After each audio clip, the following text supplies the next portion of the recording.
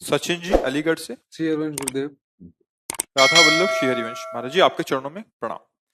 गुरुदेव भगवान, आपकी तरह अखंड ब्रह्मचर्य का पालन कैसे किया जाए, कृपया करके मुझे वो नियम बताएं। इसमें तो सबसे पहले भगवान की कृपा होती है। हमने तो जीवन में कृपा ही देखी है।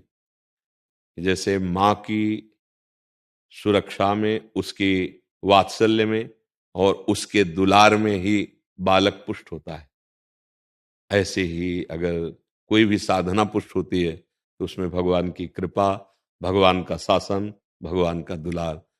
जैसे छोटा बच्चा कुछ भी खाने के लिए तैयार हो सकता है, उसको ज्ञान नहीं है, पर ये पूरी जिम्मेवारी माँ की है। वो दृष्टि रखती, अरे ये क्या खाने, दौड़ पड़ी, जल्दी से उसके हाथ से हटाकर उसको धो के बचा के उसको ले आए। ऐसे पहला पहला उत्तर कृपा, केवल भगवान की कृपा, उसी से पूरा। अब दूसरा, भगवान की कृपा का आदर करते हुए सावधानियां रखना।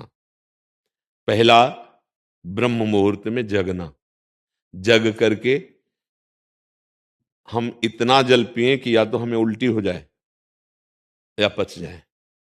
अगर उल्टी हो गई तो पचने से भी अच्छा हुआ, हमारे अंदर जो जहर बना, एसिड आदि, वो गंदे पदार्थ वो निकल जाते हैं। ये ब्रह्मचर्य के लिए बहुत आवश्यक, वो शीतलता प्रदान करता है। ब्रह्म मुहूर्त में बिना कुल्ला किए, वो जैसे तांबे के पात्र में 1 लीटर जल रख ले, रात भर रखा रहा, उसे पीजिए, तो वो बहुत आपको उसमें ब्रह्मचर्य में। और इसके बाद थोड़ा टहलिए, वज्रासन में बैठ के, फिर शौच जाइए, फिर स्नान कीजिए, जरूरी है। और फिर आधा घंटा व्यायाम कीजिए, कठोर व्यायाम, जैसे दंड बैठक, ऐसे। फिर आधा घंटा आसन कीजिए जो योगिक आसन है। फिर अपनी दिनचर्या में उतर जाए। विद्यार्थी हैं तो विद्यार्थी, और भी गृहस्थी के जो कार्य, खान पान, विशेष खट्टी चीज, कोई नशे वाली चीज या बहुत अधिक मीठा या बादी चीजें, ये ब्रह्मचर्य को नष्ट कर देती हैं। सावधानी, कब्ज न बनने पावे। कब्ज बने तो मृदु उपचार से उसको हटावे। जैसे अब एकदम बाजार से मिला चूर्ण ऐसा, वो नहीं, मृदु उपचार। जैसे ईसबगोल की भूसी है, छोटी हर है, उसको मिला लो, 1 चम्मच हो, 1 चम्मच हो, और 10 दिन बराबर लो। वो आपके हाथों को धीरे से, अगर कोई बहुत ही तीव्र औषधि पाली तो वो पेट तो साफ करेगी लेकिन ब्रह्मचर्य को भी हटा देगी।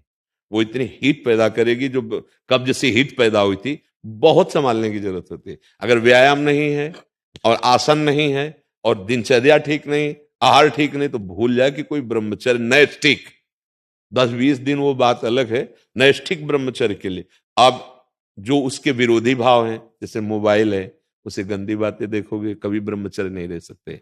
जैसे गंदे मित्रों का संग करोगे, कभी ब्रह्मचर्य नहीं रह सकते। जैसे आप गंदी चिंतन अंदर करोगे, तो आप भले क्रिया ना करो लेकिन आप ब्रह्मचर्य नहीं रह सकते, क्योंकि चिंतन मात्र से अंदर एक मनोवाह नाड़ी है, वो नाड़ी मथाने का कार्य करती है। रक्त से मंथन करके वो उस जीवनी शक्ति को बाहर कर देगी, जिसे स्वप्न दोष आदि कहते हैं, वो इस तरह से नष्ट हो जाएगा हमारा चिंतन। तो फिर चिंतन करने के लिए इतनी सामर्थ्य है कि हम तत्व का चिंतन, भगवत, तो हम नाम जप करते हैं, राधा राधा राधा राधा, नाम जप करते हैं, पवित्र भोजन पाते हैं, और कभी कोई कुसंग नहीं करते हैं। हमारा लक्ष्य बन जाए कि हम भगवत प्राप्ति करेंगे, तो नैष्ठिक ब्रह्मचर्य रह जाएगा। और रोज इसी बात का केवल ध्यान रखोगे, ब्रह्मचर्य का तो नहीं बन पाएगा, उसको भूलना भी होगा।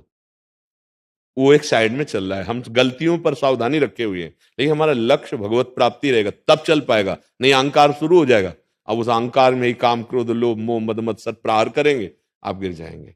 लक्ष्य भगवत, और बड़े से बड़े तप और साधन का विस्मरण, उसका अहम ना आने पावे, उसकी स्मृति ना आने पावे, तो फिर हम बहुत आजीवन चल जाएगा, ब्रह्मचर्य चल जाएगा।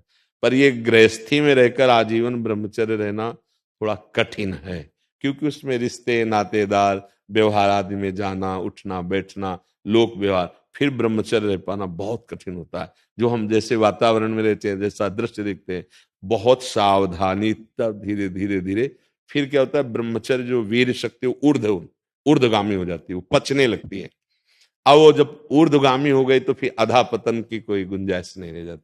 पर ये बहुत कठिन है, बहुत कठिन। तो जितना बन सके संयम से रहो, और अगर आपको लगे कि हमारा मन नहीं टिक पाएगा तो फिर ब्याह करके गृहस्थी में उसमें भी चला जाए तो भगवत प्राप्ति ही होती है। खास बात है भगवत चिंतन, संयम पूर्वक, जितना संयम अधिक से अधिक कर सको, और फिर नाम जप कर रहे हो तो भगवान कृपा करेंगे, वो कृपा करके हमारा मंगल कल्याण कर देंगे।